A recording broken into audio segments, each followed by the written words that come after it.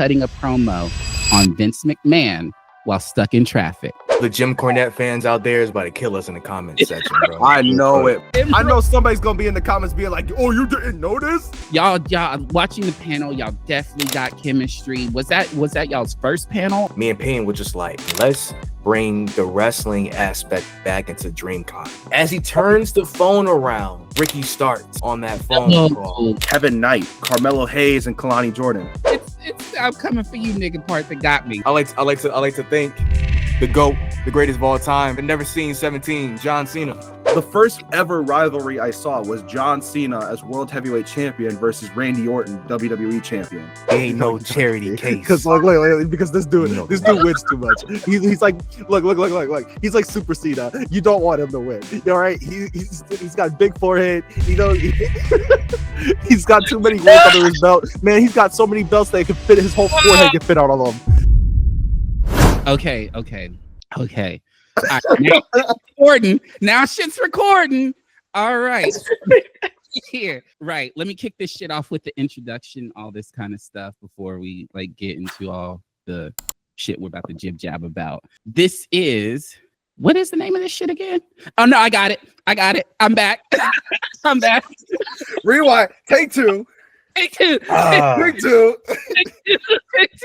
Uncensored. Uncensored. I am KBeezy 404, and this is KB Speaks, and this is my interview with the BYG Vibez, the boys of BYG Vibez, Peyton and Blake. Yeah, we're about to get into it. We're going to talk some wrestling, do some wrestling games and all this kind of stuff. If you have not, make sure you follow both of them. Make sure you check out the YouTube channel. They do amazing content, and yeah. Like, first off, I gotta ask, how you guys doing? How you guys doing? Man, I'm on 10. I'm on 10 right now because I'm on 10. I can't even speak. But you know what? I'm gonna talk like this. I got a kickball game later on. I'm already on a 10, so this is a great way to get my energy flowing through the day because I'm about to whip some ass. Yo, whip some ass. But you know what? I got my glasses on, no prescription because I'm over here like Bubba Ray and Devon Dudley. Oh, my brother. Oh, testify. Testify, brother. About to get them damn tables. Mm-hmm. Shoot. Somebody threw a table today. How you feeling, bro? So, I just came from the gym, back triceps day. So you already know your boy pumped up, big pop pump in the building. Holla if you hear me. Yes, sir. He said I got my Kenny Omega. I see you. Shirt on. You already know how I do getting up in here in this, Like you play Street Fighter. Bro, I'll hop on Street Fighter real quick. It was wild seeing Kenny do I forget he's a Capcom representative at times. Yep. And so like, to see him do like the Street Fighter 6 ad work where he's dressing up like all the characters was like wildly insane to me, seeing him do that. Like I forget. Man, I just saw that post. I'm like, dang, bro, but he's committed. He goes him, Xavier Woods. Yeah, up, down, bro. It's loving the wrestling, cosplaying and representation for video games, anime, and everything like that. They are setting the bar. Man, I love it when I see Xavier Woods and Kenny Omega go at it. That's pretty much me and Blake right now. Like, we always like that. Man, they go at it with the insults and all that stuff. They be like gassing it up to be so dramatic too, but I love it. Mm-hmm. That's what I like to hear. And you know what's wild is we're going to get into this interview, but this isn't going to be no typical interview. I hate doing typical interviews. I do it for work, but on here, on my channel, we don't do basic ass interviews. So this interview, I will be interviewing you guys, but in the process, we're going to be playing some wrestling Q&A games. And I know y'all are normally a dynamic duo. I seen y'all at DreamCon. I was there at the panel, in which we will get into that. But today, we going head to head. Good. That's how I like it. That's how I like it against this sucker over here. You dicks, that sucker. Let's go, Schnitzel. Let's get it, bro. Let's go. LinkedIn. with your big forehead ass. All I heard was rada, rada, rada, rada, bro. And all I'm hearing is from that forehead of yours. Yo, you have to hide it with your hat, but at least Berleezy can admit to it. At least Agent can admit to it. At least Senna can admit to it. But you oh, now look at that thing shining off that light over there, boy. Bring that forehead over here, boy. I gotta ring the bell. These two want to fight, y'all. They want to go head to head in some wrestling Q&A. And here on KBeezy Speaks, we gonna give it to them. No Diddy, no baby oil, pure wrestling questions and answers, yo, off the strength of the muscle. But before we get into that, please, the audience needs to know, like, who are y'all? What is BYG Vibez? How did it start? Give us a little bit of the origin story. All right, so it's funny how we formed BYG Vibez, and it's funny how Blake's wearing that DreamCon hat there, you know, because that's how we formed. We met like for what was it? How many years, Blake? 6 years now. If I can see that part real quick, 2019, we went to the same college for undergrad, and I remember my roommate was a part of a program, and he already met Peyton at that time. He said, "Come to the cafeteria with me.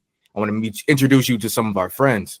And so I remember coming in and always thinking like, man, I can't really talk about wrestling right now. I need to set the tone. You know, I got to keep that little side of me on the side. I got to bring a certain energy. I don't know how these people would feel about me off the bat talk about wrestling or anime, all that type of stuff. So I remember coming to the table, and then all of a sudden I see this dude Peyton walk in with the NXT cap hat on, the Undisputed Era dog tags, and I'm like, yo, this is where I'm supposed to be. Me and this dude, we about to click immediately, all right? And so I remember he sat down at the table, I looked over, I'm like, oh, I see you Undisputed, huh? And I pulled up, you already know, with the Undisputed Era, bro. And man, right from there, bro, friendship, dynamic, brotherhood started right there. And then to like BYG Vibez, it happened in DreamCon 2023. Me and Blake was just out at a bar, right? We was already recording our own content. We were starting our own YouTube channels. And then I was asking Blake, like, man, how should I attack life? And how should I keep moving forward with good energy? Blake was telling me like, yo, you just gotta be ruthless with what you want, be unapologetically you, and just keep moving forward. And then I took that to heart, because then the next day at DreamCon, because this was a Friday, the next day at DreamCon had my championship belt, had my PlayStation hat. Oh yeah, right over here. Yes, sir, PlayStation hat. That's also me. And then my own PlayStation sneakers. I just like felt my own energy just pick up just by what I was wearing. So if I could be comfortable with who I am, that's how I should approach life, just being me. And so that's when me and Blake created BYG Vibez. Be yourself and grow, because we encourage people to really be themselves and moving on in life, because that's what's going to get you far. That's what's up. I love that. I love a good origin story, and the fact that y'all clicked up and formed up like Voltron the way that you did. And as I said, we'll get into this. We'll get into DreamCon 2025, because I know that's a panel and everything like that. But I have one question for you guys. All right. Wrestling fans, would you agree that the finisher move could make or break the wrestler? Ooh, that's a good question, actually. Whoa, it definitely could impact the wrestler. Because if somebody just does a John Cena, let me just say this. I don't know what he was thinking to do this and think this was better than an AA, but I don't know what made him think that was a good idea. I'm glad y'all brought that up, because this actually gets into our first game. The first game is called Finisher or Filler. Now, all you have to do to answer is yell out your name the fastest. I'm going to give out a random finisher name, and you tell me if it is fake or real, is what it is. All correct answers nets you 1 point. And if you could name the wrestler that actually does the finisher, I might give you a bonus point. We'll see. So first, you got to name if the move is real or fake. And then if it is real, name the wrestler that does the finisher move for a bonus point. Right here in front of the big screen, so I can type up to verify some facts. I'm cooked. Yo, chat, we could chat. I'm cooked. I know I'm cooked. All right. Competitive energy just went down. Are y'all Dang. boys ready? Are y'all boys ready, yo? To get into this? Shoot, we gotta be ready. All right, let's do it. First finishing move, the Nightmare Pendulum. Fake. I think that's real. I think I heard that before. I'm so cooked. I'm so cooked. All right. First off, Peyton, you get 1 point. That is a real finishing move. Suck it, Blake. All right. For the bonus point, can you name the wrestler that does it? Yo. Okay. Well, you get the 1 point, though. Oh my God. You get the 1 point. The wrestler that does that move is Hammerstone. He was in MLW. Oh. Recently had an appearance on NXT. I think he also made an appearance on TNA at one point, too. That is the finishing move of Hammerstone, the Nightmare Pendulum. He also featured on NXT. I think he had faced Obafemi. Yeah. Hammerstone. That is him. So Peyton, you're on the board with 1 point. Put this down in my handy dandy iPhone of point tracking here. We on a budget, y'all. We ain't got buzzers and shit yet. We getting there. You get this to 5,000 likes, and we might actually get a calculator, yo. Okay. Do that Jimmy Uso dance. That Big Jim. Okay. Hold on. We lost sound. We lost sound for you, Peyton. We lost sound for you, homie. Oh yeah, keep it like that. Yo. This just turned into a handicap match. Sabotage. That pipe bomb got disconnected. Yo. Yeah. Blaming on Retribution. Blaming on Nexus. All right, let's do it. All right. One of my favorites. One-winged angel.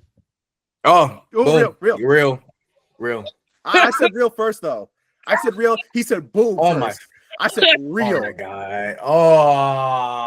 God. Nothing. Sucker, cry me a river like it's real glass. Yeah, okay. Come on now. I don't know. I think Blake got that. I don't know. Just because he got the t-shirt and everything. We can take the footage. Okay. My hand raised. You know what? I almost smacked my mic. Comments decide afterwards, but I think for me first, I think Blake got that one. I think he got it. Yes, sir. All right. Yes, sir. You're on the board, Blake. It's real, and the wrestler that created, highlighted this finishing move. It is none other than the cleaner. Oh my gosh. Cleaning Omega. Gosh, it took you like 10 minutes to get to the point, bro. Hurry up. Put some respect on the cleaner. I put respect on Kenny Omega, not you, bro. Put some respect on the all-bout machine. Right? Bout machine. Yeah, I know, bro. Yeah, we know. He was collecting all the belts, bro. And what? You're on the board with 2. Because you got the 1 and you got the bonus of the wrestler. All right, next finisher. The Red Arrow. Real. Real. Yeah. Blake, shut up. That is the finisher of Neville. Yes, you are correct. That's right. The king of the cruiserweights. No, not the accent. Yeah. If y'all don't know, I also act. So I could do acting. Oh, brother. Come on now. Oh, brother, nothing, bro. I got it right. You didn't. It don't work for me, brother. What you gonna do? All right. Next finisher. Spiral tap. Fake. Blake. Real. Damn. It is real. Damn.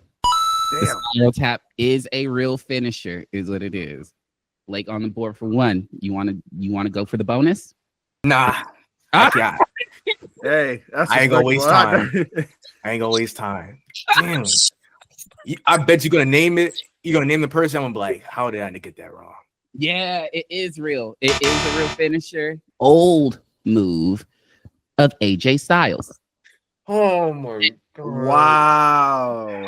And I remember this move came out because he was initially doing the shooting star press, but at the time, Kidman was doing the shooting star press, and Kidman called him and was like, "Hey, can you stop doing that move?" And he was like, "All right." And thus he invented tap because he really didn't want to stop doing it. But you know, Kidman was like way bigger on the card than he was, and legacy wrestler. So he was like, "All right, I'm gonna do it." And that's how the spiral tap came to be. Dang, I would have thought Blake had that one then. If I knew it was AJ, I would definitely be like, oh, look, yeah, I love Blake TNA.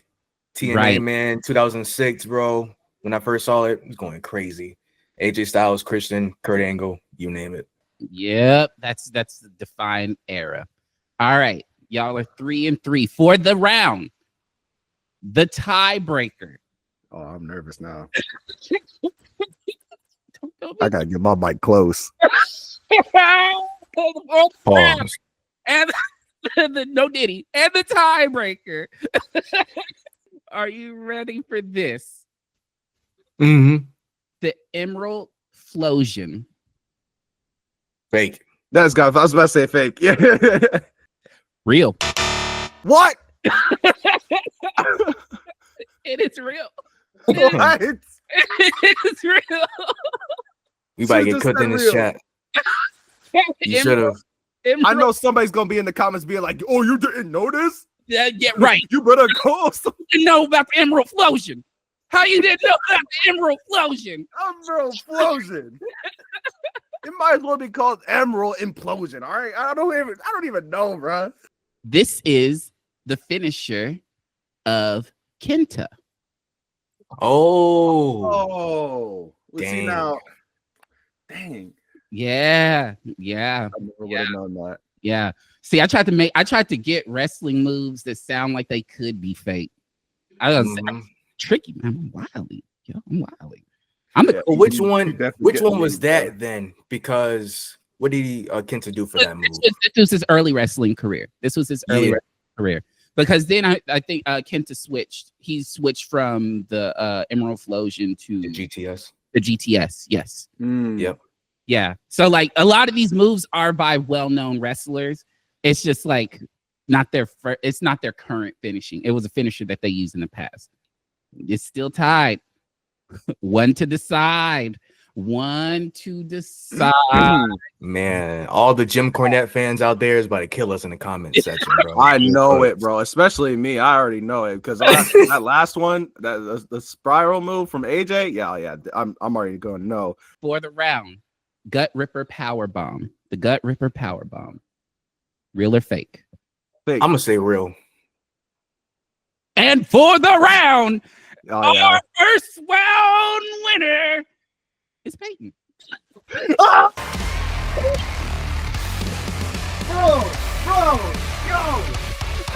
yo, I don't do this.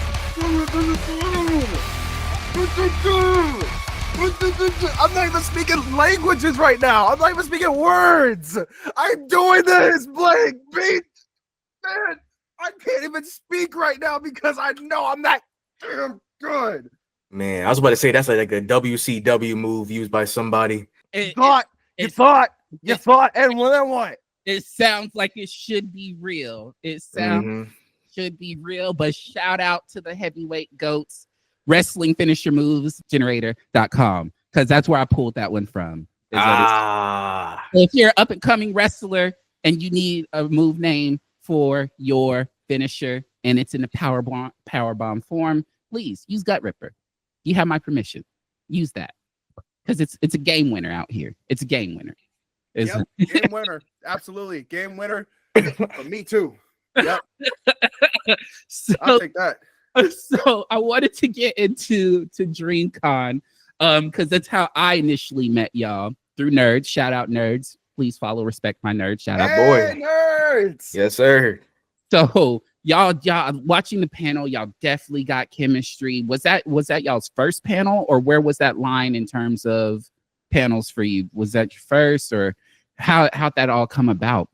That was our second one. We did one in 2024 as well.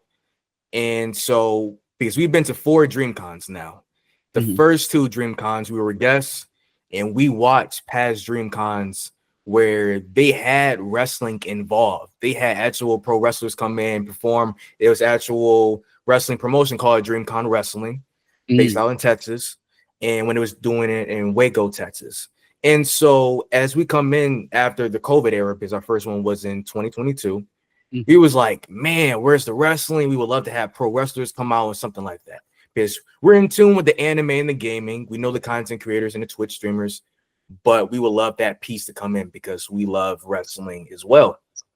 And so the second DreamCon, me and Payne were just like, wow, we can really do something here with wrestling. Let's bring the wrestling aspect back into DreamCon. When DreamCon post that, hey, panelist submission, put your stuff in, he was like, there's probably no chance of us getting accepted or something like that.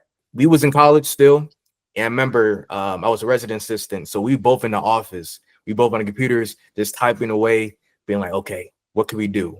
And then lo and behold, Payne, do you remember when we got the submission or when we got accepted? It was like halfway through the year. It was right. We still had a lot of time before DreamCon. We had already like graduated at that point. We was like, or the acceptance, and then we just got it like halfway through the year. Like, so we had like about, I'll say 4, maybe 5 months to prepare for it. And so we were just like, okay, it's actually going to happen now. We got to get this set up, wonder how we're going to do all this and stuff like that. And we were just spitballing so many ideas. And then the one that stuck was like a debate. Our Wrestle War panel is a huge debate, and it gets energetic, it gets loud. And just like wrestling fans, they are very passionate, they're very loud, they're very expressive. So we wanted to encourage that. And we are very blessed and fortunate to have a really successful first one and second one. Yes, I want to mention it as a wrestling illustrator named Cameron Hawkins. We also call him Seahawks. And so what happened was we had our panel for the first year, and we had a packed room. Like, we was not expecting it to be packed so quick. We had to start the panel 15 minutes prior. That's how packed it was. And we had a small venue size, probably to fit about to 80 to 100 people. That joint, them seats was filling up real quick. He was like, yo, we got to start this now. As we started, a gentleman came up to us with his cell phone. We were just thinking, like, okay, who's this guy coming up? We don't know who it is. But as he turns the phone around, it was none other Ricky Starks. Ricky Starks is on that cell phone, and we both was like, yo. And then we both eyes all big. We had the cell phone, and the crowd was like, what are y'all reacting to? Like, what's going on here? So we turned the phone. He was like, yo, Ricky Starks at DreamCon, y'all. He's on the cell phone. Everybody just started going crazy.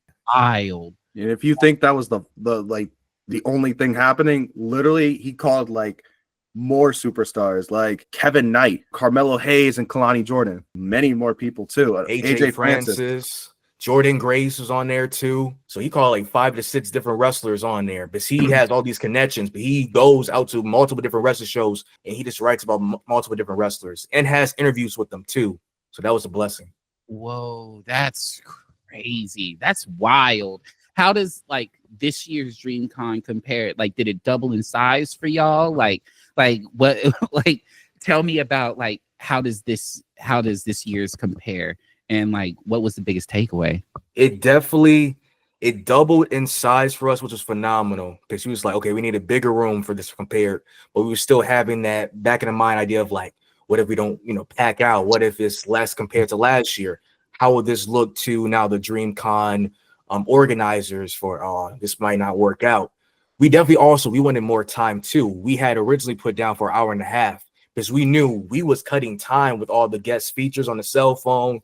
We want to make sure everyone had a voice, everyone had the time to spit their game on what they thought about wrestling. Unfortunately, we couldn't because DreamCon was so packed this year with so many panels.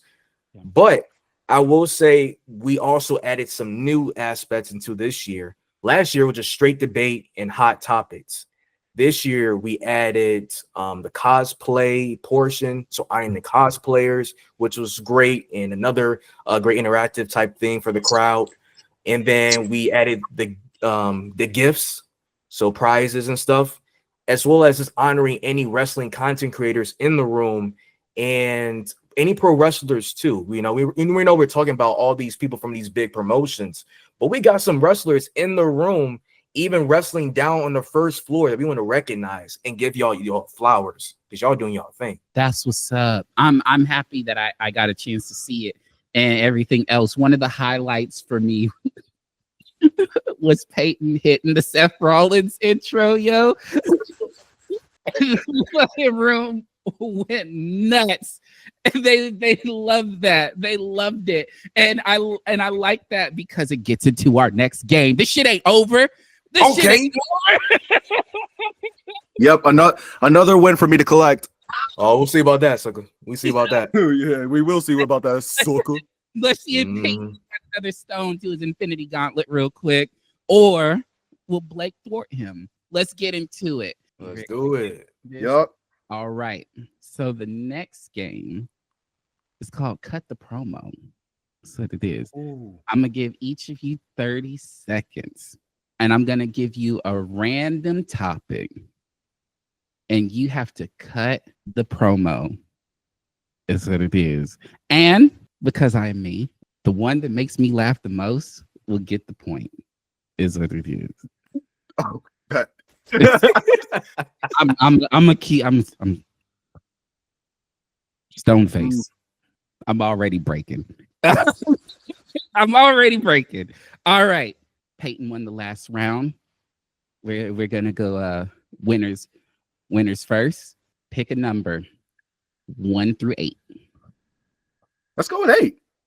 All right. Your promo topic. Since you're number 8, you're cutting a promo on Vince McMahon while stuck in traffic. And your time starts now. Wait, am I doing against him or is it on? You're doing it on him. On him. Well, Vincent A. McMahon, you are stuck in traffic, you little bitch. So let me just say this. You stay stuck in traffic where you belong while Triple H is doing his thing, carrying the company as he should be. But you know what? I gotta say this. How does it feel to be stuck in that traffic along with all those allegations that you're carrying on your back, sucker? Because let me say this, you know better than Hulk Hogan, and I'm coming for you, nigga. And I'm gonna bring the fire, and I'm gonna bring the energy. And while you're just gonna be going over here with your big. It's I'm coming for you, nigga part that got me. It's I'm coming for you, nigga part that got. I'm sorry. It was to that point. And that's the part that hit me. I'm coming for you, nigga. Look, I had nothing. I didn't even know what I was saying. Sometimes I don't know what I'm saying. I was just like, all right, Blake. 1 through 7. They can only be 1. Ooh. One good promo topic. All right. Your topic is you're beefing with your tag team partner for stealing your signature move. 30 seconds on the clock. You better not be looking at me. You dumb black sucker. You're going to take my signature move that I've been working on so freaking hard for the past 5 years. You know how long I've been working on that signature move? You know what injuries? Bro, I freaking tore my thyroid, bro. I tore my quads, bro. I tore my quads like Vince McMahon did when he ran into that Royal Rumble when Batista and John Cena was the last two standing, bro. That was my move. I was looking to make that.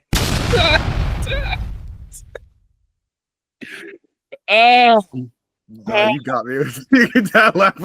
That beginning was hot. It was like, no, pause. But with the black part, I was like, damn. I hit that racist card, you know. Both are funny in their own right. But Blake, you came out swinging, dog. You came out swinging with that one. You came out swinging. You're definitely on the point with that one, yo. Yes, sir. Yes, sir. Yeah, I'll let that one. I'll let that one because you got me on going. Listen, you You're black black quads. You black sucker. How am I feeling as the game host? Do I want to? Fuck it. Let's do another round because I'm just not quite sure. And let's cut more promos. Fuck it. Let's do it. Peyton, let's go. 2 through 7. Oh gosh. Okay. Let's go with 3. You're mad that they replaced your theme music with elevator music. Start that timer, bro. And the time starts now. Sucker, why are you replacing my music, bro? Why are you replacing my music with some dumb elevator music, bro? Because I'm not. Listen. I am a superstar in the making, all right? I'm not Xavier Woods over here, just desperately scrapping and clawing to get a theme song for my own self, bro. I am not Blake James over here that I can easily just walk down the ramp and then just go into elevator music. No, I am a star in the making, and the people should know that because I am the best damn wrestler in the live, and people should be singing my songs, singing my praises, unlike Seth Rollins. That's what we're doing now. Okay. We shoot shots. Because I felt that. See, when I feel it, oh yeah, I'm going off. All right, Blake. I think this is the most untraditional interview y'all ever gonna be a part of, yo.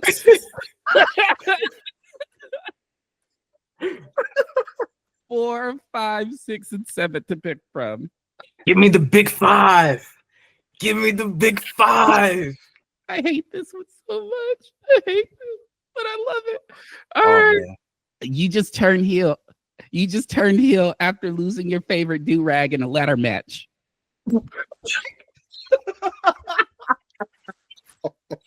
That's already funny of its own. You don't even need a promo. Let me know when you start that clock. All right, you ready? And your time starts now. I'm sick and tired of this damn company. Y'all been talking about my forehead for generations, for years. Y'all been saying my forehead been glistening. Y'all see this? At least my forehead not ashy. All right, my forehead been carrying this company. My forehead carry more weight than anybody in that locker room. All right, can't nobody lace my boots. Can't nobody compare it to my forehead. Can't nobody compare it to what I do in this ring. Because I'm the greatest of all time. And whether you look for me from head to toe, I am the best. Your wrestler's favorite wrestler. Time. I'm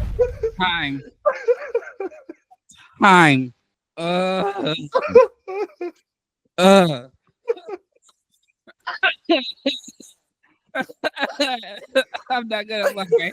And adding stone to his fucking infinity gauntlet is Blake James coming from the back. Watch this man in action. Only here on KBeezy Speaks. Hit him with that EO Sky. Give back my do-rag, all right? Do-rag Blake. Forget do-rag Vince. We don't care about that. Do-rag Blake. That's Big Head Blake. Oh my gosh. That's JD McDonough would be proud.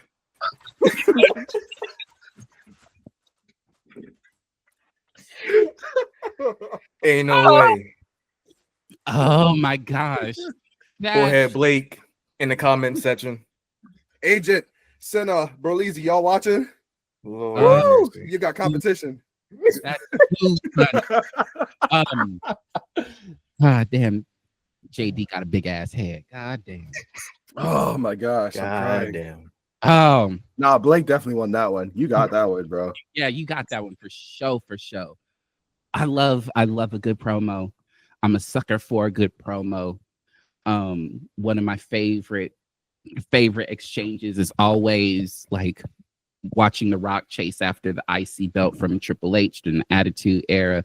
Honestly, maybe a hot take, but I feel like Rock chasing the belt was more fun than watching him hold the belt more than anything else. Like looking at those two go back and forth during the like peak Attitude Era was my favorite.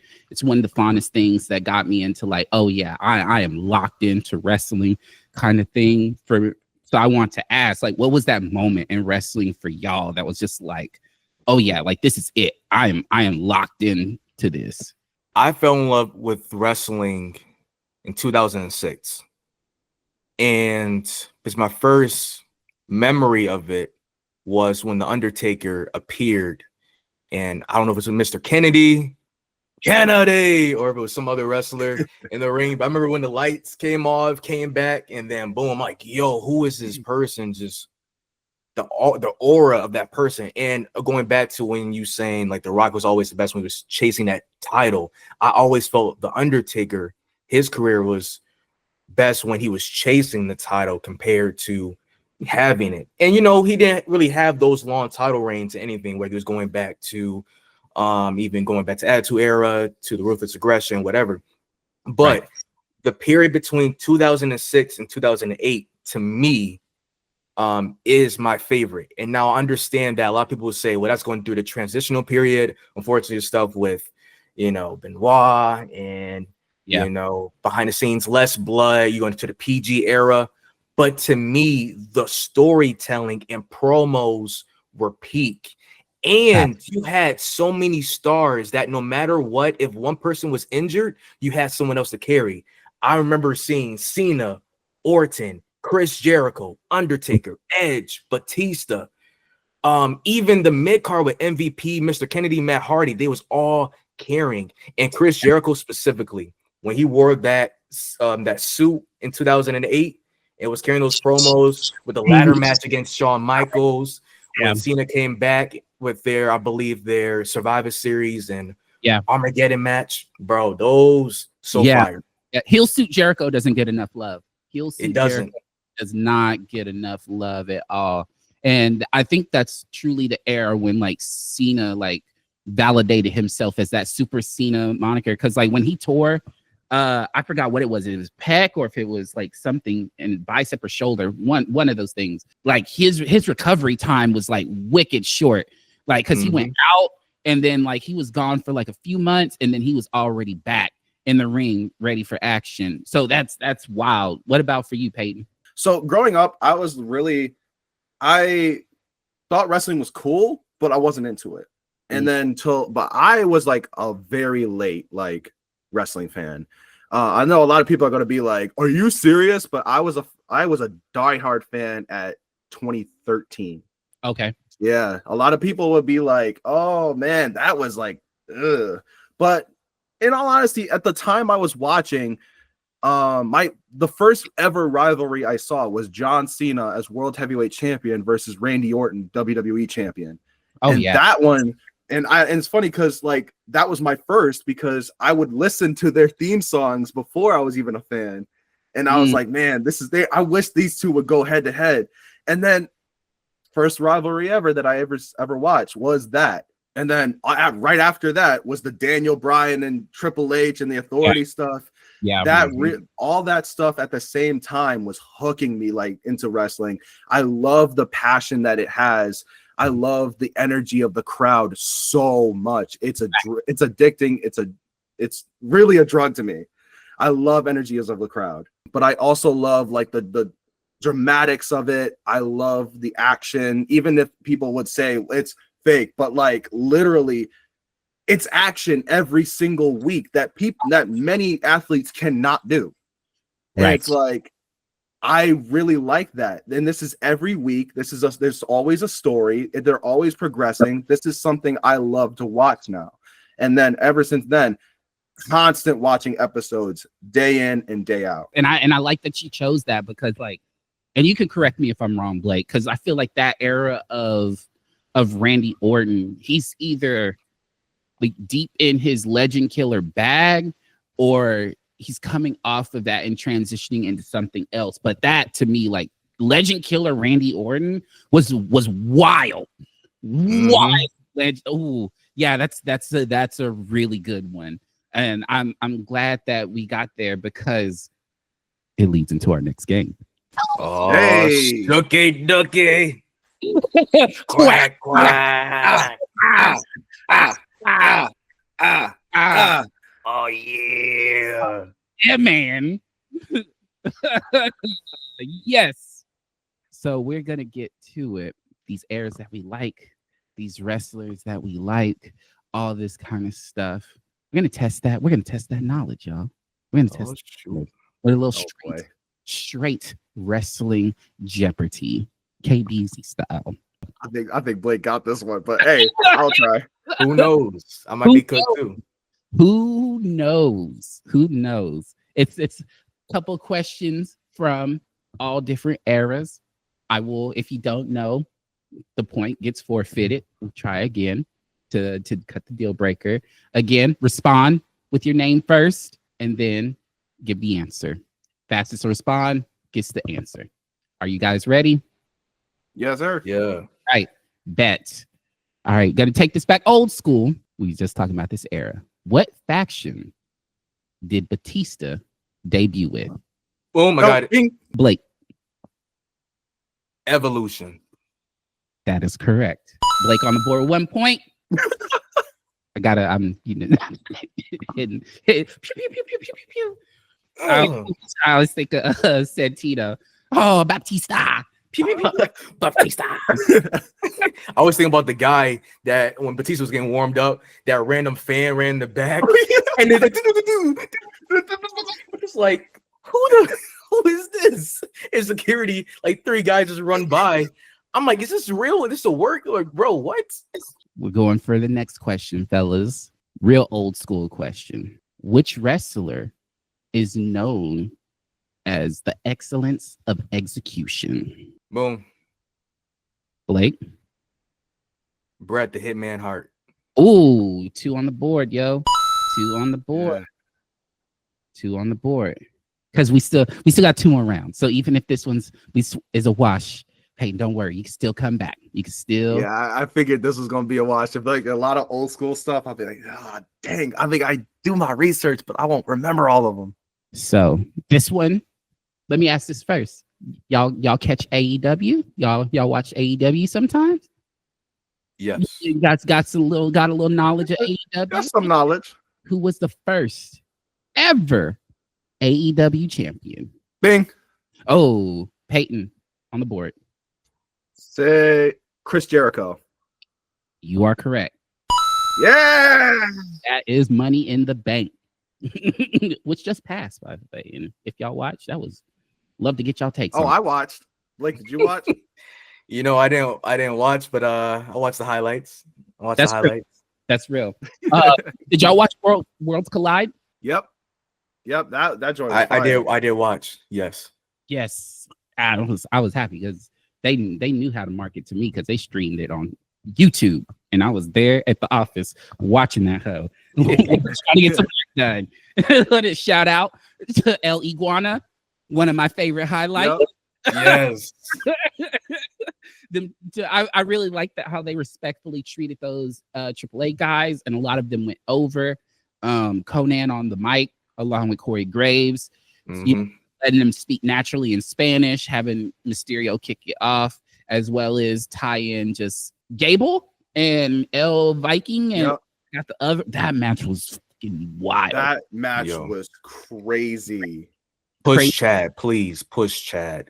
Yeah. I think he is though. I think we're doing it right now. I think he's getting that push right now. Because they know how to use him. He's like wrestling is 2 characters. That is true. Right. Currently, like, and doing more matches than everybody right now. Currently now, so it's like he kind of is. He is getting that push. I like the. I wasn't feeling the whole Americano luchador thing at first. It had to grow on me, kind of. But then, like, as he started doing this kind of like dual, trying to be Chad Gable. So I'm sick this night. So they're making Americano wrestle tonight. Like it's like some superhero shit, and I really like that duality that they're really putting onto it. Yeah. Oh yeah. Back to these questions. Trying to get some points on the board. What infamous moment happened at the 1997 Survivor Series I know. Dude. Oh gosh. It is renowned as the one of. I don't heard about it too. I know it. Infamous. It is infamous. I'll give y'all some time before I start counting down. So it is. It's not that debut. If you infamous moment. It's the most infamous moment in WWE history. I heard about that. It was Survivor Series, right? It was 1997 Survivor Series. I heard about this, bro. All right. I'm gonna go. Okay. I might be wrong. I don't think it was a Survivor Series, but I won't say it. Is it the debut of The Undertaker? No. Oh, that's I know. Well, that was wrong by the year or something like that. no. This was the year of one of the most infamous things to happen in WWE history, and this was the year of the Montreal screw job. Yes. Oh, snap. I was just about to say that. That's crazy. I was thinking that, but I was like, I'm not sure. Yeah, this. Oh my gosh. 7 Survivor Series was infamous for the Montreal screw job. Is what it is. Yeah, this is anytime. That's what like it eclipses everything that happened because of that. I was stuck on that. I was stuck on that debut thing. But yep, that is totally correct. I was thinking that too, and I was like, I'm not entirely sure that's it. I might get the year wrong. It might have been 1998, but I hear so much about 97. All right, I'm gonna start acting stupid now. All right, I'm gonna make sure that all my ideas get out there. It might be a gamble now. Might be a gamble, but you just never know. You never know. All right, don't let your people down on this one. Next question. Who was the first Black WWE champion? World title, not IC. Oh shoot. I got it. Damn. It's not Farouk. It's oh shoot. What's his other name? I gotta get the right name. Damn. Ron? No, I'm fried on the name. Damn. Who says damn? You got Ron. Oh wait, no. Oh my god. It's Ron. Wait, yeah. I will. You said Farouk, so I'll give you that. I will give you that. I forgot his real name, but yeah. Let me get the man's real name. I think you are on track, Peyton. I think it is Ron. It was like Ron Simmons, right? Or Ron. You got the name? Yep, it's Ron Simmons. Yeah, it's Ron Simmons. I loved it every single time he showed up. It would just be damn. And his finisher was the Dominator. Yep. Ron Simmons, the Dominator. I like the fact that WWE did that in the ad. Like they essentially was like, we're gonna have Black Panthers in the WWE, and they did it. It was wild, and I loved it. They came out to the Nation of Domination intro. They had a Farrakhan looking ballet at one point. It was wild work, but yes. Didn't they say? I'm trying to think too. Wasn't like Tony Atlas supposed to be the first, but then it never happened because like some of his stuff behind the scenes. Yeah. It was initially Tony Atlas, but something happened behind the scenes, as well as like you have an uncredited champion. I call him the technical uncredited champion, but Bobo Brazil. That was real wrestling, black wrestling. He ended up like he forfeited the belt back, and so like, but he was like one of them technical type champions. Little fun fact: my journalism mentor shows how old this fool is. Was a Bobo Brazil fan. Like actually saw him wrestle type. I was just like, yeah, that was wild. And he said that's what got him into wanting to cover sports as a journalist because of watching Bobo wrestle. Nice. Old as Moses. And combined. But I love you, Suni. But I love you. You might know this, you might not. Taking it from a little Americano-Japanese era wrestling. When WWE wrestlers were mixing the pot, what was Mick Foley's Japanese deathmatch name? Was it still? It was just Cactus Jack, right? It was just Cactus Jack. Yeah. Okay. Oh, really? Yeah. That's how he came up with that persona. Bang bang. Bang. He brought out Cactus Jack. At first, he of course, had his Mankind persona, but when he Mm-hmm. went and he developed Cactus Jack, and then throughout that, he came back. He retired the Cactus Jack moniker for Dude Love, and then he just did all three at some point while back in the States of WWE, putting in another stone in his golden gauntlet of wrestling knowledge is Blake again with the win for this round. Boom. Bang, bang. Yeah, I figured that was gonna happen. Yeah, he got My that favorite- one. My favorite is Do Love. Yeah. Yeah. We're in a game to where this could be anybody. This is no test of knowledge. This ain't no test of just pure wrestling dictionarial terms and things. This isn't none of that. This is pure your picks and you defending those picks. Ooh, little wrestle war here. Head to head. Hey. Wrestle war. So the game is that I will give a category. Winner will pick their wrestler from that category and will defend him for 30 seconds, while the other will discredit him for 30 seconds, is what it is. For example, if I pick John Cena, I will have to tell you guys how great John Cena is using all my vast knowledge about John Cena. After the 30 seconds, if it's on Blake will have to refute my argument.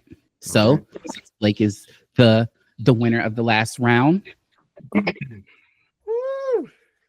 I will assign you the topic, from that database of knowledge you got, and you have 30 seconds to display why your pick is the best pick. Let's do it. All right. Your topic is technical wrestlers. Who are you picking, Blake? Technical wrestler. I am going to choose Daniel Bryan. Ooh, that is a good pick. Let me know when you're ready. 30 seconds on the clock. Tell us how great Daniel Bryan is. Daniel Bryan, going back to Ring of Honor, WWE, AEW, no matter where you took this man for so long was not getting his flowers, but he can step up with anybody. Zack Sabre Jr., he held his own. In my opinion, he was the better man out of Zack Sabre Jr. for their two bouts. You go in him comparing for Kenny Omega, you go in against Will Ospreay, any other technical wrestler, I feel like he can display their moveset and do it much better. I think about the crossface, he makes that with the yes lock, phenomenal moveset. I think any other wrestler in the company today, or even going around the 2010s, he was better than. He outshined CM Punk, anybody. Very compelling arguments. I love how you brought in the Sabre Jr. I feel what you're saying. Peyton, how you feel about D. Bryan? So how do I feel about Daniel Bryan? Yes, he can be seen as a good technical wrestler, but he isn't everything. It takes two to tango, all right? It takes two to tango. Now, let me just say this. Daniel Bryan is really good, but Daniel Bryan lacks what makes him look like a superstar. He lacks that physicality. He lacks that, what was it? How do I, damn. You can't really say anything bad about this dude, man. Golly. You really can't say anything bad about this dude. Like, you can talk about physicality. Yes. You know what? I'm turning the tides here. You can talk about physicality all you want. This dude strikes. This dude don't slap a leg to kick somebody. He actually kicks them, and it makes a sound effect. He will kick Like, your skull and your head in, bro. Right? Come on. I can't attack Daniel Bryan. I think Dean Malenko is really good. Back from the WCW days, man of a thousand. Man, 1,000 holds. Yes, Man of sir. 1,000 holds. Dean Malenko, very underrated technical wrestler. I know WWE likes to not talk about this man, but also Chris Benoit is an amazing technical wrestler as well. Kurt Angle versus Chris Benoit, like the reversals that they had in that match, wild. He, I remember when the highlights of that match was Chris Benoit reversing the ankle lock into a crossface. That's like what? But yes, it's hard to talk about D-Bry. D-Bry's good, especially American Dragon D-Bry. Right. Like how could I go up against that? That's as soon as you said Daniel Bryan, I'm like, oh, American Dragon. Yep.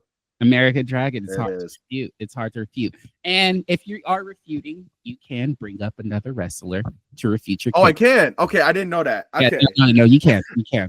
And that's my fault as a game show host. Again, we ain't got no budget. It's a one.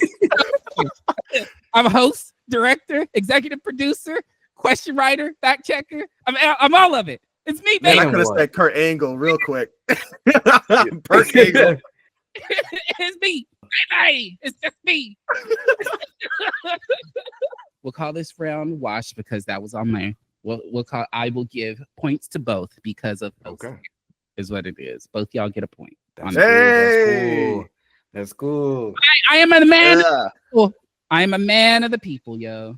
If I know my people in the comments being like, "I didn't deserve that." nigga, I'm trying. Right, I'm trying to.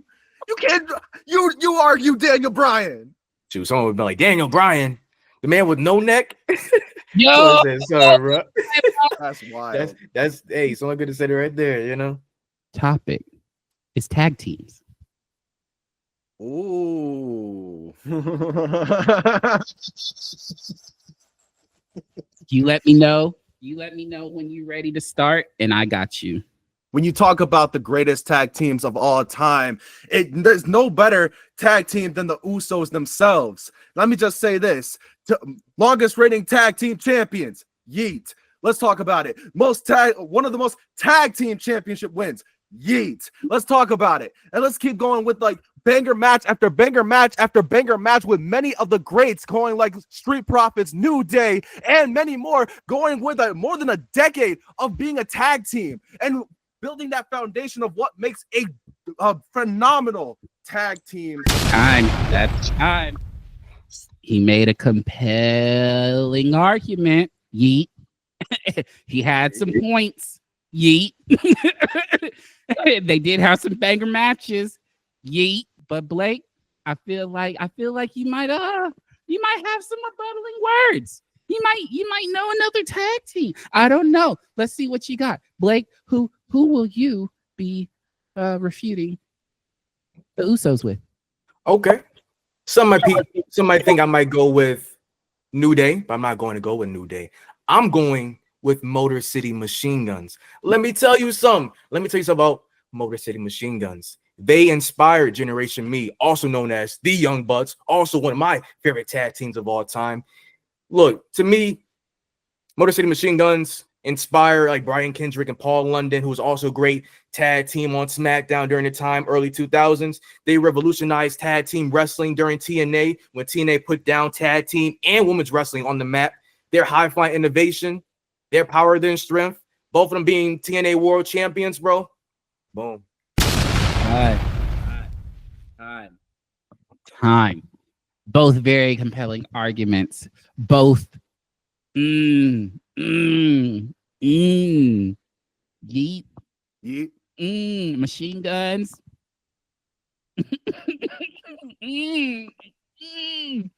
This one's hard because I like both of them. Fuck it, both get points, yo. I was about to say, should we get like an extra time? Can we just get like an extra 30 seconds or something? Points. Y'all get points. Fuck it, it's my game show. I can do it. I can do the shit. This is how we running it, yo. I'll take it. All right. I'll take it. Points. Both get points because that was a hard pick. This next one will be the tiebreaker. Calculating. One day when I do this again, I'm gonna have a person in the back calculating all this shit, so I don't have to do it. One day, 5,000 likes, y'all. 5,000 likes. 5,000. 5. 3 ain't enough, man. I need 5. 5,000. All right. For the definitive round, we're gonna go back to Blake, starting this off. Mic skills. Ooh, man. Oh, okay. I got it. I'm going with the never seen 17-time world champion, the GOAT. I'm going with John Cena. Let's go. Let's go. John Cena can hold his own against anybody on the microphone. He murdered The Rock on the microphone when he thought it was going to be an even battle leading to the WrestleMania 28 battle. He can go up against Chris Jericho, who to me is a top talker on the microphone. He buried CM Punk multiple times. He can hold his own against Triple H when he was trying to bury him walking up to his way being WWE World Champion. MJF, anybody like that, I feel like that can step up to John Cena. I feel like John will knock him down a size. Any person on the mic, even Mr. Kennedy, when he was only known for his mic skills, he can bury anybody. That's quite an argument. Not gonna fake. Quite an argument. Quite an argument, but you know what? I got some better. All right. Let me know when you're ready, big dog. I'm ready. Let's go. You was talking a lot about like what ifs, like who John Cena was going to go up against when in promo battle and beating MJF. Yeah, there's somebody who beat MJF in a promo battle. His name is CM Punk. Somebody who has John Cena's number. Somebody who has beaten him in the mic and dropped pipe bombs that has revolutionized what it means to hold a microphone, to have power in his hands. But let me tell you this, he has beaten John Cena. He has beaten The Rock. He has beaten MJF. Name more people who can talk, and just CM Punk has beaten them. And he's going to pick the bones, you little bitch.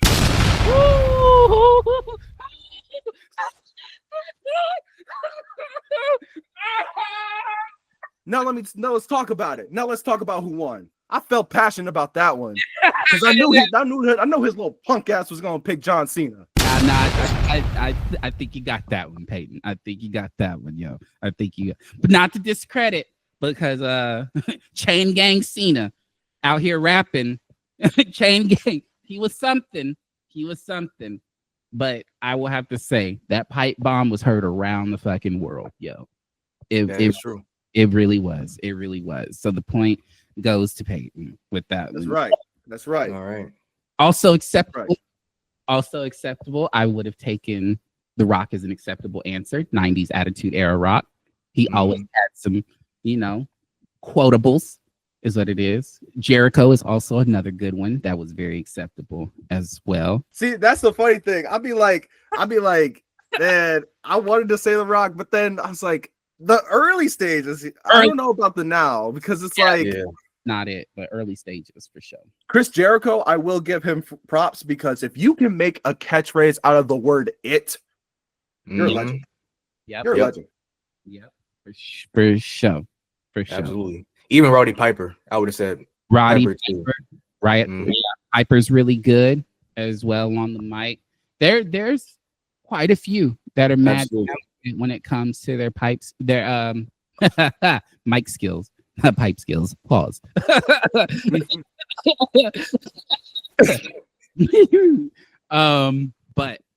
not to forget, we still are in an interview, nonetheless, of anything. We're playing these games. We're still in an interview. And one of the questions that I have to ask, because we just mentioned off quite a few different wrestlers that are great for something.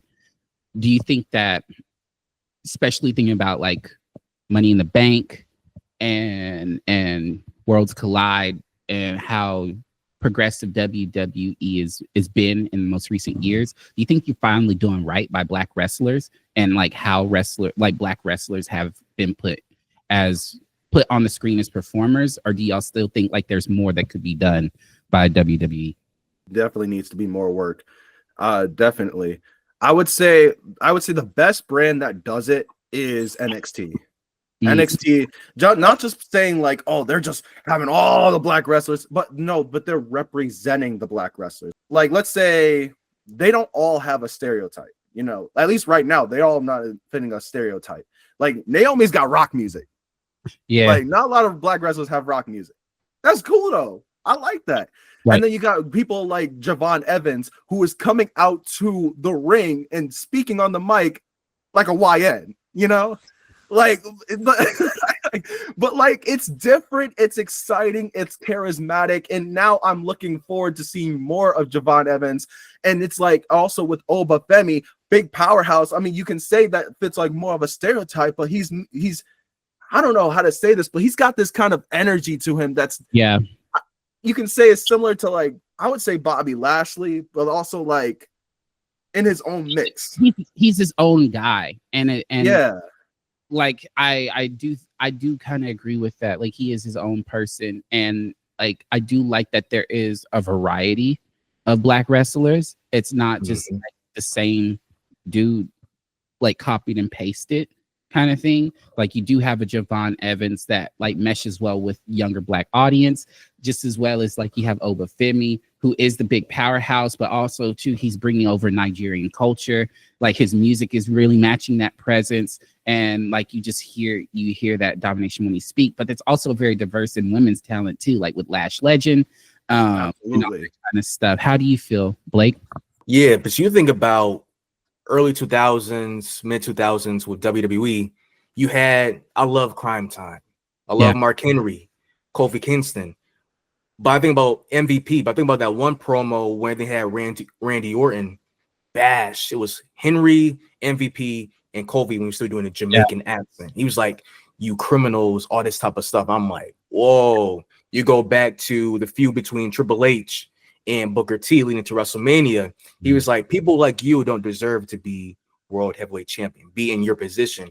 And although he was like later saying in a promo, like, no, I just meant like someone that doesn't stats up to my boots and stuff. You know what that implied when you said that promo. You know what that led to. You know where the fans can go with that mindset. And in the back of your mind, you know what you meant by saying that and what it could have led to. But I really think there is much more work to do. But there has been some good steps. Payne mentioned NXT, which is phenomenal. Because you have Trick bringing in different styles, his rap music, specialized promos, the styling, the clothes and stuff, which you can say a little bit inspired from The Rock, but more of a flair to it. Oh, but Femi, you're not just doing this American stereotypical type of like Black representation. You have multiple variety of ethnicities being spread out evenly. New Day, thanks to the New Day of not just doing the typical type of like gangster type of tag team or churchy one Vince wanted them to do at first with the New Day.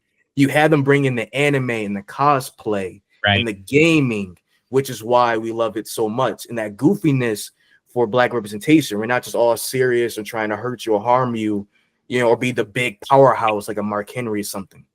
So they're spreading nicely different type of things where because we touch multiple different medias and we influence so much that we still don't get recognized for it. Right. And I think if they continue to build on that, that'll be phenomenal. But it's much more work. Facts. And I do agree for sure. For sure, I do agree. And but I do feel like they're heading in the right direction with diversifying and just letting people be themselves, just wrestlers. And that carrying through how they wrestle and everything like that. I will have to say though, Kofi with the beard but no mustache, that's nasty. Yuck, bro. That's nasty. Diabolical. Diabolical. It was crazy. This man got the Abe Lincoln, and it's like, yo, this is wild. Nah. He knew what he was doing, though. He knew exactly what he was doing. It angered me. Like, that's the reason why I boo. I don't boo not because I boo because of that combination, yo. Like, that's I know he going through it right now, but I know his wife, like, I hate kissing that upper lip without that mustache, bro. Like, yo, what is going on? Yo, it's diabolical. That's funny. We are going to wrap it up with our last game of day. And we'll get into some more interview questions. This or that. I'm going to give you a topic. It could be a match. It could be PLE. It could be actual wrestlers. It could be any moment throughout wrestling. And you have to pick one, ditch the rest, and defend your decision is what it is. First one on the table. And this is to both of you. And because this is the last round, do 40 seconds.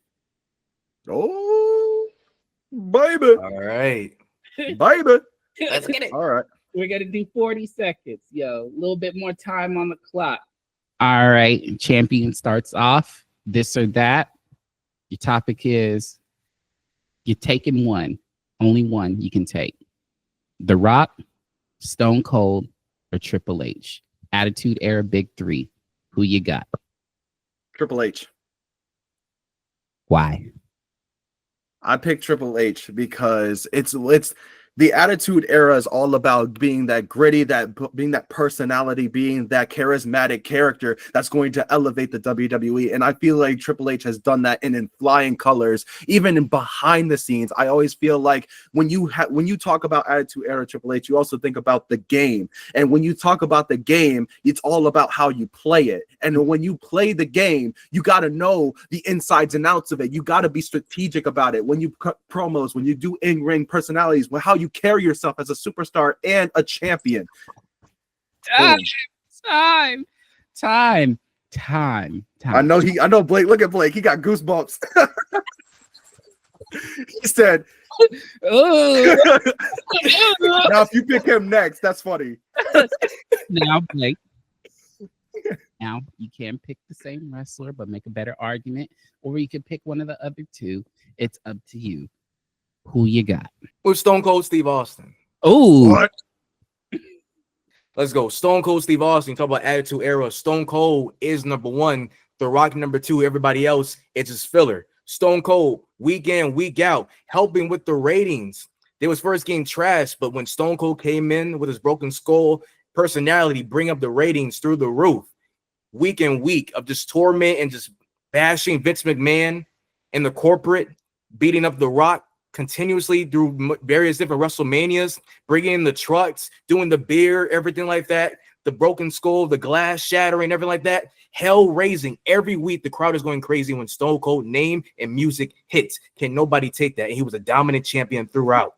Royal Rumble, WrestleMania, Survivor Series, you name it. His Bret Hart match, pinnacle. it is pinnacle. It is pinnacle. It is the blood flow. Such good image. Such good imagery. I don't know if I can decide off that one. We got to go in again. We got to go another round. All right. But I'm keeping what y'all said in the back of my mind, though. I'm keeping what y'all said. We're going to use this topic. NWO debut versus the Shield debut. Blake, start us off. Man, okay. I'm going to go with the NWO debut. The reason why I say that is if we're including Hulk Hogan into that portion, or we're including Razor Ramon. Okay, yeah. So with Hulk Hogan, original debut. So that's got you. That's Hogan, Hall, Nash. Got you. Okay. For WCW. Mm-hmm. Got you. Okay. I'm going with the NWO. We talk about how amazing John Cena heel turns became, but Hulk started off with everything. Hulk Hogan becoming the heel for wrestling changed the landscape for wrestling forever. A big babyface and known wrestling company now becoming heel, and the schemes and everything they did going on. But that first episode broke TV ratings, pushed WCW through so many different things compared to WWE. They was holding it down for 53 weeks straight. But NWO in the debut. Time. All right, Peyton. Now, all right. I am so glad that I got the Shield because I would not have defended the NWO pretty well. The Shield was the Shield was when I became a fan, so I was like, okay, I got this. So when you're ready, just let me know. All right, so when you talked about the NWO, you talked about Hulk Hogan first, but wasn't the NWO started before Hulk Hogan? Yeah, can we talk about that? But we're going to talk about the Shield because the Shield has been a dominant force to be reckoned with for about a year. But anytime you hear Sierra Hotel Echo Lima Delta Shield, that sends shivers down people's spines because you know somebody's going to get put through a table. You know somebody's going to get taken down. They did 3 people versus the entire roster. And who won?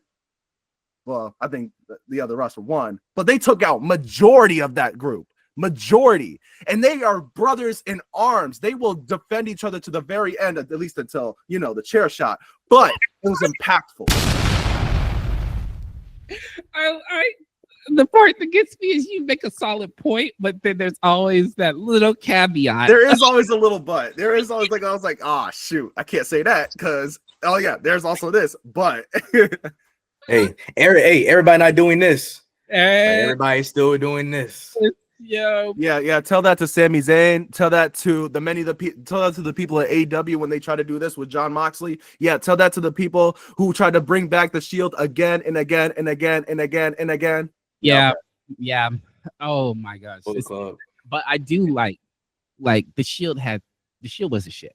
And I ain't gonna sit here and fake. Like that coming through the crowd, you hear the fucking military calls. They come in the black vests and like, yeah, they were shit. NWO also is a shit. Like they come out Hollywood Hogan, in the electric tights, playing the belt like a guitar, and you knew someone was about to get mollywopped. And not only were they gonna get mollywopped, they was gonna get their back spray painted too with NWO. I know that's gonna take some time to get washed off in the back of the locker room. That's what I was trying to ask like a legitimate question. It's like, was it NWO before Hulk Hogan? And I was like, no. Man, because I was like, I remember watching the documentary. I was like, dang, I'm pretty sure they were a thing a little bit before, but just not. No, what it was is that Hall and Nash had the idea, or the concept is what it is. But they didn't capitalize on it. This was still during their Outsiders run and all that kind of stuff where they were running as a tag team. Hogan was going through negotiations for his contract.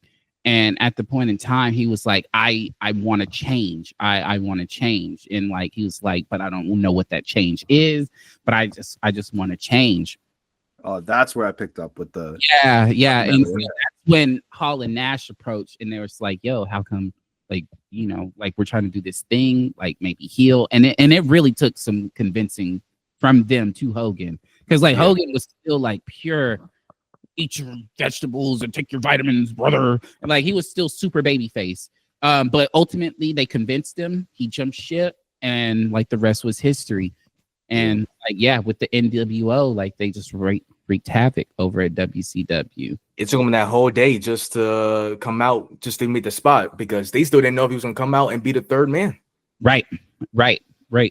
And I from a history standpoint, I do think like Hall and Nash don't get enough flowers because like they really impacted the changes in a lot of wrestlers' career. Like it's because of Hall and Nash, like Sting went to Crow Sting, like because originally he was Surfer Sting, blonde haired with the weird swishies on his face, but it was through him is like, yo, have you seen the Crow? And he was like, no, I haven't seen the Crow. Like, what is this? And like Hall and Nash explained to him, and essentially, like he saw it and he was like, oh, I gotta put this into my gimmick now. And that's how we got Crow Sting sitting in the rafters, jumping out the ceiling with the baseball bat and the black trench coat, looking like a pure menace.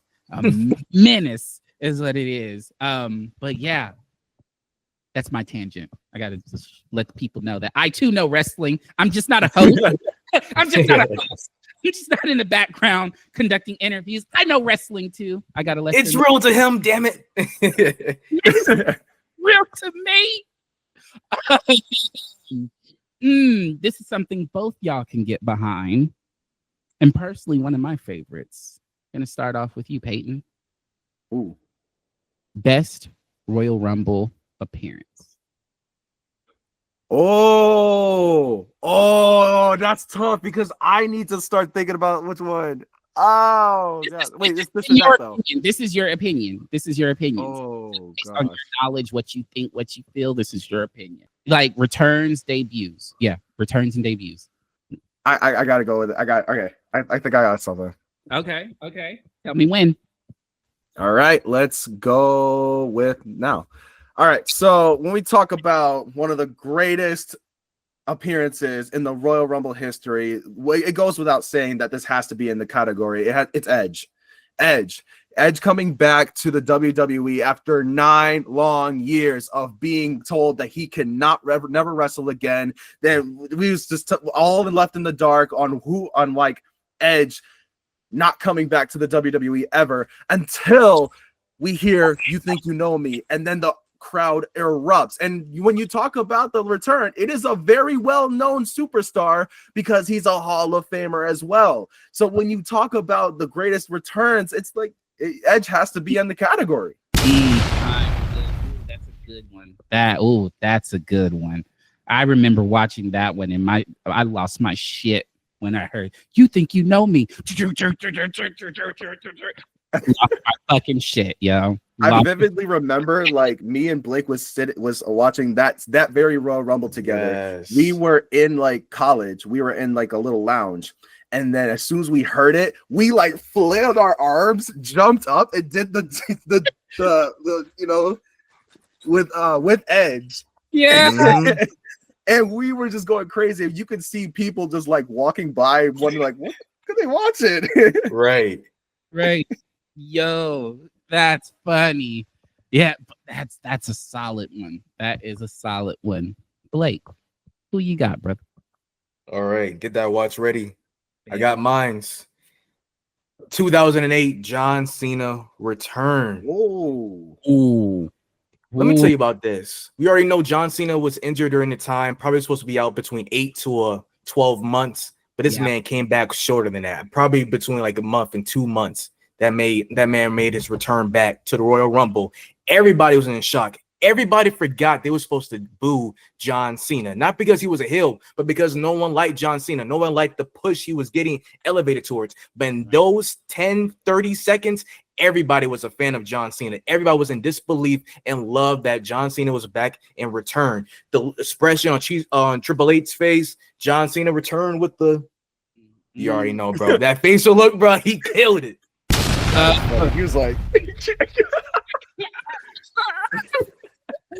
all right. Winner takes all. This last one, winner takes all. This is what it is. Undertaker streak ending. Did it work or was it trash? We're gonna go with Peyton. damn. Okay. All right. I have to go with it did work. And here's the why I think it worked, because it made Brock Lesnar look like a actual majorly threat, like out of this world kind of threat. Because now after that, you think about I watched this documentary or not interview with John Cena, is that if you beat the Undertaker at WrestleMania, how are you going to keep going with that? Brock Lesnar was on a tear, beating legends after upcoming superstars, including the 16 suplexes to John Cena, and still washing him out of this Super Cena streak. But let me just say this also: it's like any superstar that came up to Brock Lesnar, it just made him better, and it all started with the Undertaker streak ending. That's some really good points. That's some really good points. I like what you said. My only critique is that Brock does the same thing, yo.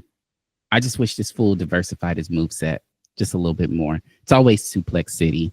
Can we get like a power bomb? I'll just say it just happened to be Brock. Yeah. Brock, yeah. But it just happened to be Brock.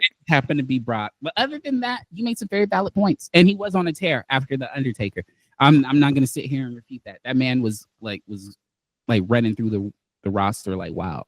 Pause.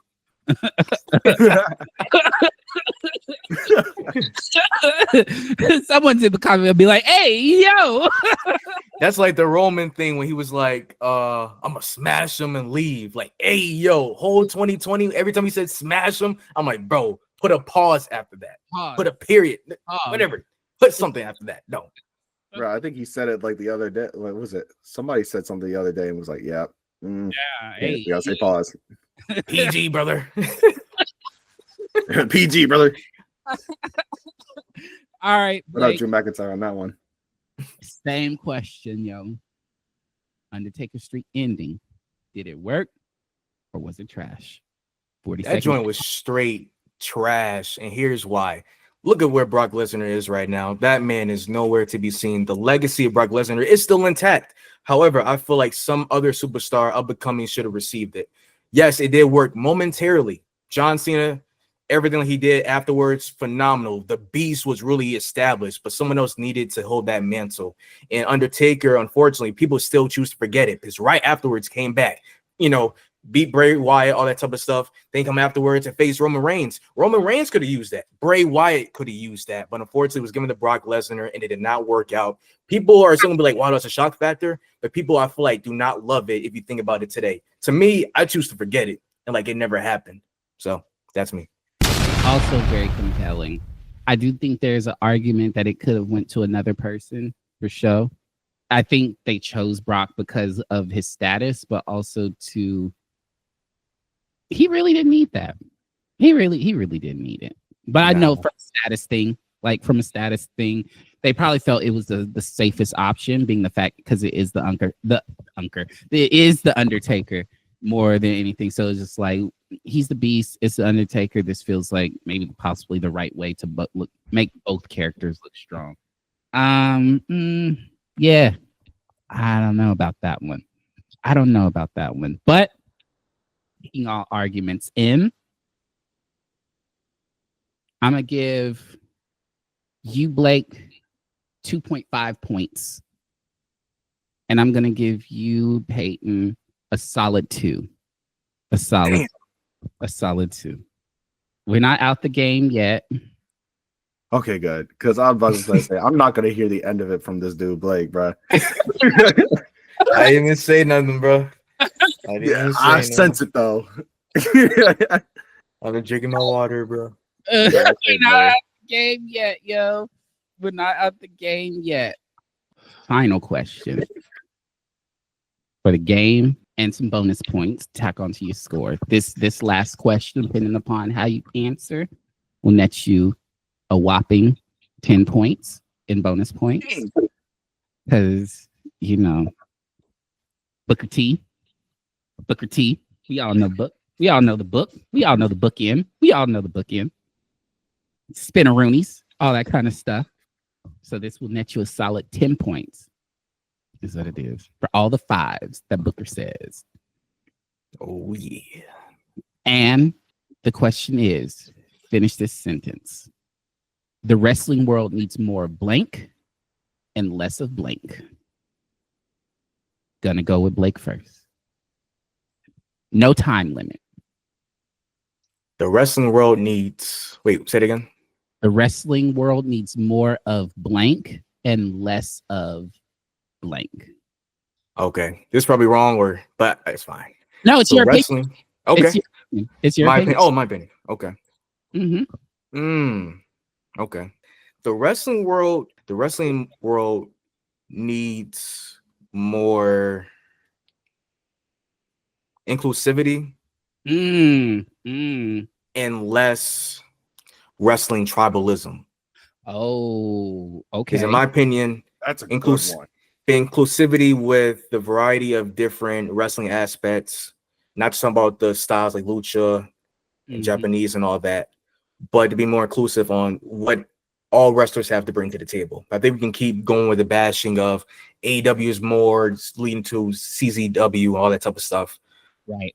Or okay, WWE just more entertainment, sports entertainment, or which we understand can be a problem at times. But wrestling tribalism, I really feel like all this bickering and stuff and battling back and forth between, this place is better than this. I understand you can critique wrestling, but all this one is better than the other. It just makes wrestling suck, and it takes the win out of all that.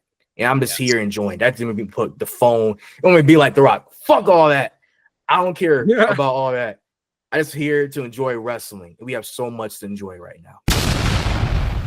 That's a great answer. That actually, can I piggyback on that? Okay. Like, being somebody who started wrestling at 2013, my life sucked with that because so many people were like, man, you missed all of this, you missed all of that, and they're just gonna shame me for being a fan at 2013. But like, okay, but I love it now so that I can keep loving it in the future. And then I'm going to keep loving it, and I'm never going to stop loving it. Exactly. And I'm going to keep looking back at that old times being like, man, I hate that I missed this, but I'm glad I'm experiencing this now. Facts, yo. Facts. And now you have to answer the question. Yes, sir. And for you, all opinion, there's no right or wrong answer, except for the fact that there's 10 points on the line. Yeah. The wrestling world needs more blank and less of blank. What you got, Peyton? Was it 12 years that I've been watching wrestling? Oh gosh. Can I swap the words though? Can I be like, the wrestling world needs less of this and more of this? And it still answers the question. It still answers the question. I'll allow it. Okay. I feel like, in my own personal opinion, because I see this a lot, the wrestling world needs less of predicting what the future holds for certain superstars, like in terms of pushes.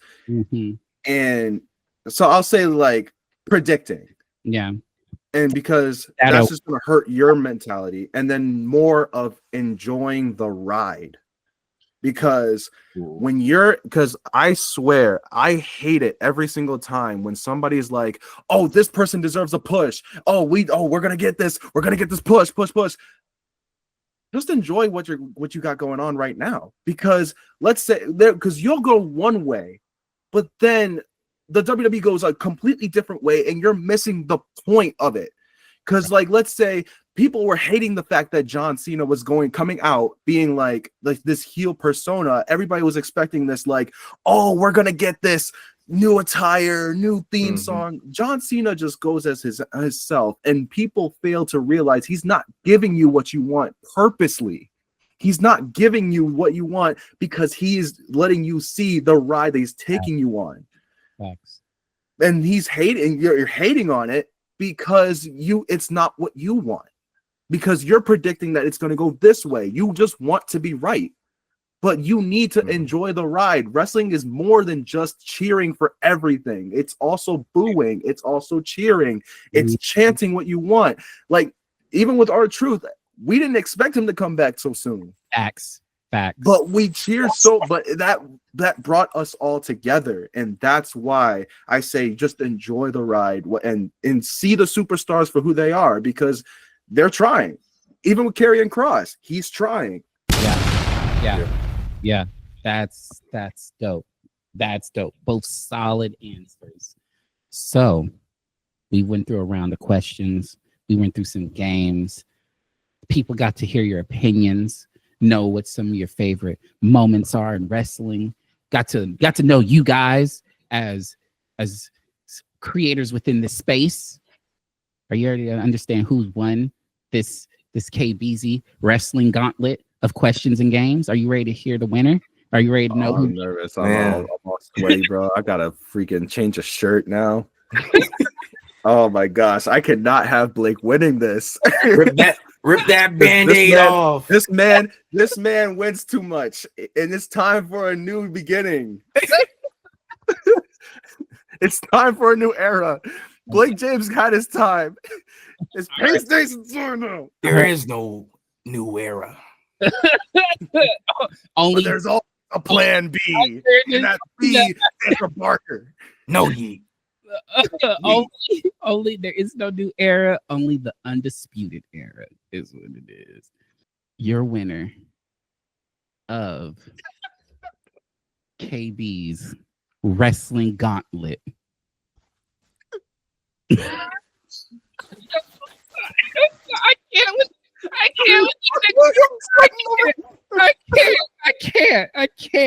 I can't. After carrying the 2, adding the 5, carrying another 2, minusing a 5, taking in all opinions, taking in all considerations. After all is said and done, your KBeezy Wrestling Gauntlet Question Champion of 2025. Well, this quarter, because you can still come back and get the crown anytime. Is Blake.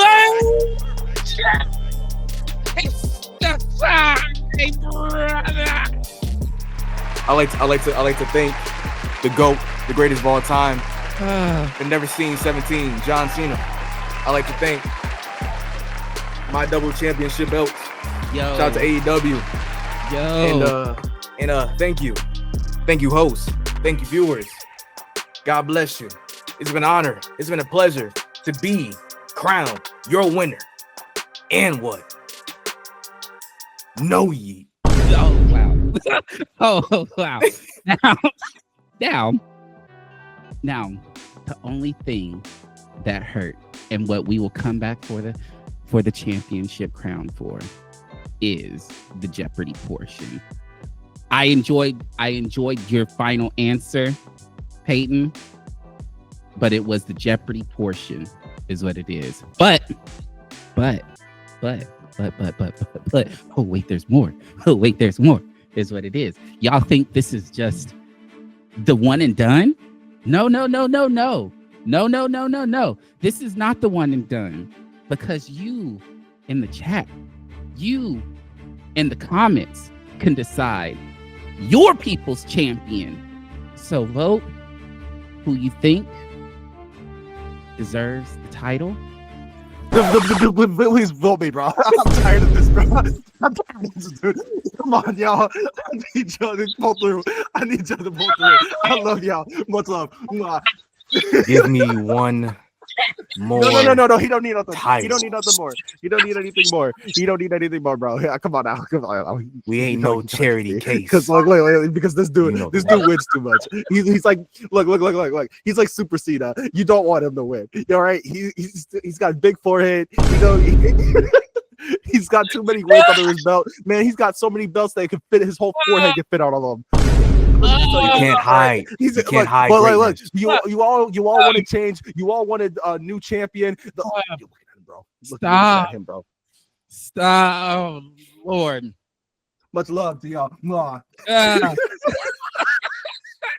You try to gamble with love, isn't that some? I mean, love is everywhere, bro. On that note, tell them where they could follow. I'm telling you, power positivity helps, bro. It's New Day up in here. Look. While during this whole interview, it has been raining and storming. Let me get my now. Let me talk. It is now sunshines and rainbows because I spread love. All right, tell them where they can follow. Tell them what they can do, what platforms you on. Tell them all this shit, yo. Oh my God. Thank y'all so much. Y'all can check us out on YouTube at BYG Vibez. BYG together, Vibe separate. You can also check us out on Instagram, on TikTok. Our Instagram is also BYG Vibez, all together one word. And then on our TikTok page is byg.clips. You can find us there as well. PlayStation, pretty much on Twitch, Instagram, YouTube.